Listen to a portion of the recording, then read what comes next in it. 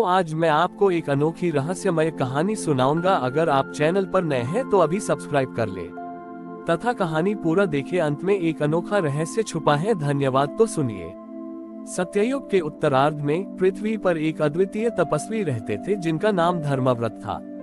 उनका तप बाकी ऋषियों से अलग था। वह किसी वरदान या स्वर्ग की कामना नहीं करते थे, बल्कि उन्होंने सत्य को धारण करने का व्रत लिया था। उनका मानना था कि इस संसार में झूठ ही सबसे बड़ा बंधन है और जो व्यक्ति हर परिस्थिति में केवल सत्य बोलता है वह साक्षात भगवान विष्णु का अंश बन जाता है। धर्मव्रत की प्रसिद्धि उनके तप से नहीं, बल्कि उनके मुख से निकले हर शब्द के सच होने के कारण हुई।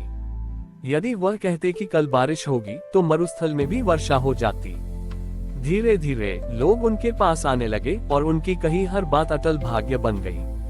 एक दिन स्वयं धर्म के देवता धर्मव्रत की परीक्षा लेने आए। उन्होंने देखा कि ऋषि का सत्य का व्रत अब शक्ति बन चुका है और जहाँ शक्ति होती है वहाँ अहंकार की सूक्ष्म छाया आ सकती है। धर्म के देवता ने स्वयं को एक भयंकर शिकारी के रूप में बदला और धर्मव्रत की कुटिया के पास के वन में प्रवेश किया। वह शिकारी एक घायल हिरण का पीछा कर रहा था। घायल हिरण दौड़ता हुआ ऋषि की कुटिया के द्वार पर पहुंचा।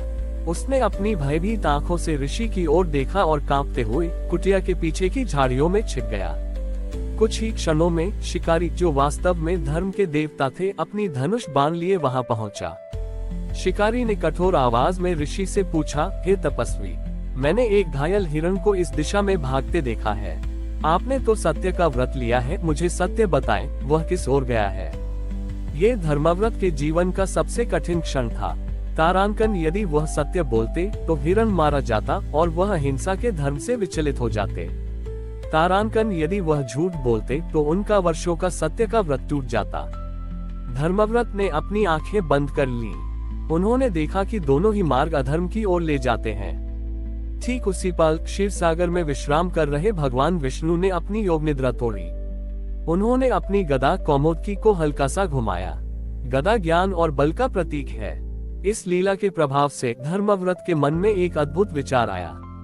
उन्होंने अपनी आंखें खोली, शिकारी की ओर देखा और बिना किसी हिचकिचाहट के बोले, ग्रेटर देन, हे शिकारी, मेरी ये आंखें जो देखती हैं वे बोल नहीं सकती, और मेरी ये वाणी जो बोलती है वह देख नहीं सकती। इसलिए जो मेरी आंखें जानती हैं वह मेरी वाणी तुम्हें बता नहीं सकती। Greater than. ऋषि ने न तो ये कहा कि हिरण कुटिया के पीछे है और न ही उन्होंने ये झूठ बोला कि उन्होंने हिरण को देखा ही नहीं। उन्होंने सत्य की प्रकृति को ही बदल दिया। उन्होंने ये परम सत्य कहा कि प्रत्यक्ष ज्ञान आंखों द्वारा और वाचिक अभिव्यक्ति वाणी द्वारा हमेशा एक समान नहीं होते। शिकारी, धर्म के देवता, ये सुनकर स्तब्ध रह गया। इस उत्तर में कोई झूठ नहीं था, लेकिन ये शिकारी के उद्देश्य को पूरा भी नहीं करता था। यह एक अटल लेकिन निष्प्रभावी सत्य था। धर्म के देवता अपने असली रूप में प्रकट हुए। उन्होंने कहा, हे धर्मव्रत, तुमने आज सत्य के भी ऊपर विष्णु के परम धर्म, दया और विवेक को स्थापित किया है। तुमने दिखा दिया कि सत्य केवल शब्द नहीं बल्कि प्राणों की रक्षा है। तुमने अपनी वाणी का उपयोग विनाश के लिए नहीं बल्कि संरक्षण के लिए की। या भगवान विष्णु स्वयं वहां प्रकट हुए और बोले, धर्मव्रत, तुमने आज मेरे सबसे प्रिय सिद्धांत को सिद्ध कर दिया। सत्यम ब्रूयात प्रियम ब्रूयात, न ब्रूयात सत्यम अप्रियम। सत्य बोलो, प्रिय बोलो, किंतु वह सत्य मत बोलो जो अप्रिय हो, अर्थात जिससे किसी का अहित होता हो। आज से तुम्हारा सत्य का व्रत पूर्ण हुआ और तुम मेरे ज्ञान गदा के वाहक कहलाओगे। इस प्रकार धर्मव्रत को न केवल उनके तप का फल मिला, बल्कि उन्होंने ये सिद्ध किया कि सच्ची धार्मिकता केवल कठोर नियमों का पालन नहीं, बल्कि विवेक और करुणा के साथ उनका प्रयोग करना है। धर्मव्रत ने जब अपने विवेक से सत्य और करुणा के बीच संतुलन स्थापित किया तो भगवान विष्णु उनसे अत्यंत प्रसन्न हुए। उनकी वाणी का सत्य अब ज्ञान के बल से संयुक्त हो चुका था। भगवान विष्णु ने धर्मव्रत को अपने सामने बिठाया और कहा, धर्मव्रत, तुमने सिद्ध कर दिया है कि सत्य परोपकार के अधीन होना चाहिए। अब तुम एक अद्भुत और गोपनीय कार्य करना होगा। तुम्हें मेरे गदा तत्व को समझना होगा और उसे पृथ्वी पर स्थापित करना होगा। कैसा कार्य प्रभु? धर्मव्रत ने विनम्रता से पूछा। विष्णु जी ने समझाया, मेरी कौमुद की गदा केवल बल या दंड का प्रतीक नहीं है। ये ज्ञान के उस स्तंभ का प्रतीक है जो अज्ञान को नष्ट करता है। लेकिन आज के युग में मनुष्य के मन में अज्ञान इतनी गहराई से बैठ गया है कि उसे नष्ट करने के लिए केवल उपदेश काफी नहीं है। विष्णु जी ने धर्मव्रत को एक अदृश्य और प्रकाशमान ऊर्जा प्रदान की। यह ऊर्जा धर्मव्रत के हृदय में समा गई। यह ऊर्जा, विष्णु जी ने कहा, मेरी गदा का सार है। तुम्हें अब इस ऊर्जा को लेकर पृथ्वी पर एक ऐसा स्थान खोजना है जहां ज्ञान और सत्य का प्रवेश सबसे कठिन हो, अर्थात अत्यधिक व्यस्त और भ्रमित नगरी। धर्मव्रत ने आज्ञा मानकर अपनी तपस्या का स्थान छोड़ा और उन्होंने एक ऐसी नगरी की खोज शुरू की जो धन, व्यापार और प्रतिस्पर्धा से भरी हुई थी। अंततः उन्हें एक ऐसी नगरी मिली जहां लोग दिन रात केवल धन कमाने की दौड़ में लगे रहते थे।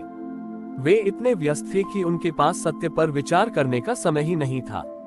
धर्मव्रत ने उस नगरी के सबसे व्यस्त चौराहे पर एक छोटा सा मंदिर बनाने का निर्णय लिया। उन्होंने वहां कोई भव्य मूर्ति स्थापित नहीं की, बल्कि केवल एक छोटा सा पत्थर का स्तंभ स्थापित किया जिसमें उन्होंने गदा की ऊर्जा को समाहित कर दिया। उन्होंने घोषणा की, जो भी व्यक्ति इस व्यस्त चौराहे पर इस साधारण स्तंभ के सामने केवल एक क्षण रुककर पूरी ईमानदारी से अपने दिन में किए गए सबसे बड़े झूठ को याद करेगा, उसे उस झूठ से उत्पन्न बंधन से मुक्ति मिल जाएगी। शुरुआत में लोगों ने उनका उपहास किया। उन्हें लगा कि यह एक पागल तपस्वी का काम है। भला कोई व्यस्त आदमी सड़क के बीच में रुककर अपने झूठ क्यों याद करेगा?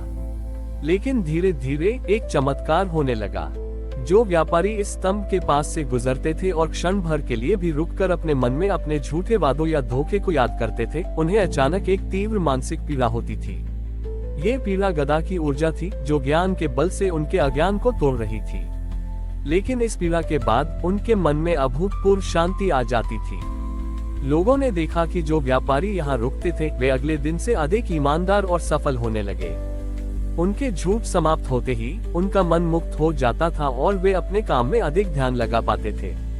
धर्मव्रत ने इस तरह किसी को दंड दिए बिना, किसी को उपदेश दिए बिना, केवल ज्ञान के बल गदा की ऊर्जा से उस व्यस्त नगरी के लोगों को सत्य का मार्ग दिखाया।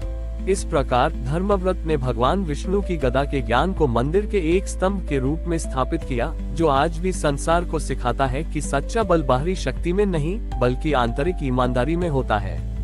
हमारी और भी आध्यात्मिक एवं अनोखी कहानियाँ देखने के लिए हमारे चैनल पर जाएं तथा धार्मिक एवं पौराणिक अनोखी कहानियाँ हमारे चैनल पर है। कृपया जाके देखें तथा हमारे चैनल को सब्सक्राइब करके रखें और वीडियो लाइक जरूर करें। धन्यवाद।